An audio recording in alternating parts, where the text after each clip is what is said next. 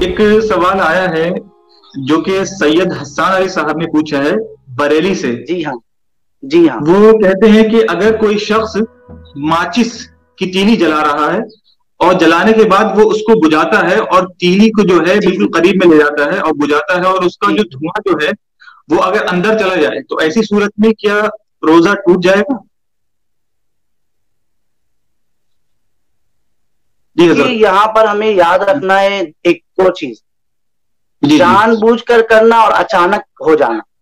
جی جی اگر جان بوجھ کر کسی شخص نے اگر بتی یا لوبان کا دھواں لے لیا یا جہاں پر یہ جل رہی تھی وہاں اپنی ناک لے جا کر جان بوجھ کر اس کو اندر لے لیا تو اس سے روزہ ٹوٹ جائے گا. اب یہاں پر ماچس جو ہے وہ جان بوجھ کر نہیں کی گئی ہے. جیسے مثال کے طور پر انسان باہر نکلتا ہے اور دھول ناک کے ذریعے سے اندر چلی جاتی ہے.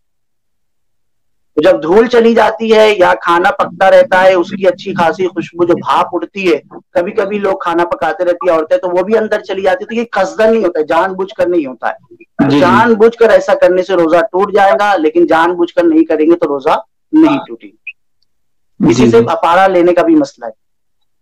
جی بالکل. ایک اور ہمارے سائل ہیں جو ہیں جناب قاسم حسین صاحب رسیہ خان پوری، جی جو اس وقت دبئی میں ہیں. انہوں نے سوال کیا ہے کہ زکوٰۃ کے متعلق کچھ ارشاد فرمائے، کیونکہ رمضان کا مہینہ چل رہا ہے اور زکوٰۃ جو ہے ان کو ادا کرنا ہے. تو مفتی صاحب ہمارے ساتھ موجود ہیں، تو پلیز اس کے بارے میں کچھ عنایت فرمائیں جواب.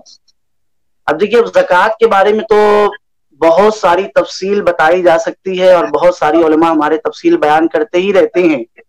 تو زکوٰۃ کے تعلق سے ان سے آپ یہی عرض کر دیں کہ زکوٰۃ کے تعلق سے انشاءاللہ تفصیل سے ہم لوگ ایک اور ایپیسوڈ بنا لیں گے، اس میں مکمل گفتگو ہوگی صرف زکوٰۃ ہی کے تعلق سے، کسی اور کے تعلق سے نہیں. لیکن زکوٰۃ کے بارے میں ابھی ہے کہ مالک نصاب ہونا، 52.5 تولہ چاندی اور 7.5 تولہ سونا یہ ہونا، یا پھر اگر یہ نہیں ہے تو ان کی ملکیت کے اعتبار سے ہمارے پاس مال ہونا، پیسہ ہونا یا مال تجارت کا ہونا، اور عاقل بالغ اور مسلمان ہونا یہ اس کی شرائط میں سے ہے. ورنہ جی مجنون اور پاگل پر نہیں ہے، بچے پر نہیں ہے، مسافر پر نہیں ہے. یہ ان لوگوں پر زکوٰۃ، اور زکوٰۃ کے مال پر سال کا گزر جانا ضروری ہے. جی لیکن اگر جی سال نہیں گزرا ہے لیکن پھر بھی آپ تقرب اللہ، اللہ کا قرب حاصل کرنے کے لیے آپ زکوٰۃ دے رہے تو یہ بہت اچھا ہے. کیونکہ زکوٰۃ نکالنا دراصل مال کو محفوظ کلوں میں قید کر لینا ہے. اگر آپ جی زکوٰۃ نکال دیں گے تو آپ کا مال محفوظ ہو جائے گا. بلکہ حدیث میں کہ خشکی اور تری میں کوئی بھی مال ضائع نہیں ہوتا. ہاں اسی وقت ضائع ہوتا ہے جب اس کی زکوٰۃ نہ نکالی گئی، یا تو ڈوب جائے گا یا چوری ہو جائے گا یا جلا دیا جائے گا یا کوئی اچک لے گا یا کسی بھی طریقے سے ضائع ہو جائے گا.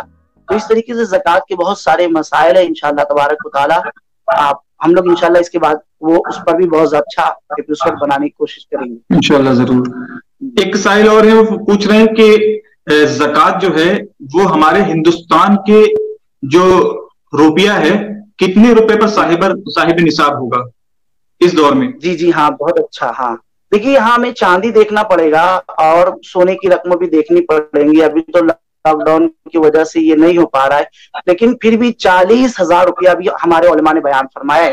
کم از کم انڈین 40,000 روپیہ جس کے پاس ہے، یا 40,000 کا مال تجارت ہے، یا 40,000 روپے کا زیور وغیرہ ہے، چاندی سونے وغیرہ کے، تو اب اس کے اوپر زکوٰۃ ہے. 40,000 میں 2.5% جتنی ہوں گی وہ اتنی اس کو نکالنا پڑے گا. جی جی بالکل.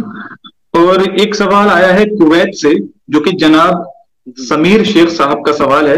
پوچھ رہے ہیں کہ انہوں نے جی ہاں بینک سے لون لیا تھا جس میں ابھی ان پر بقایا ہے، اور انہوں نے کچھ مال جو ہے اپنی بہن کو بھی دیا ہوا ہے جو جی ان کو واپس لینا ہے.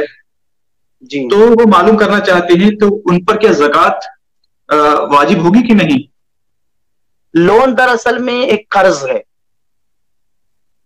لون تو قرض ہی ہوتا ہے نا، جی جی بالکل. کیونکہ بینک سے ہم جو لون لیا ہے ہمیں اس کو واپس کرنا ہے اس کی مدت ہاں میں. بالکل.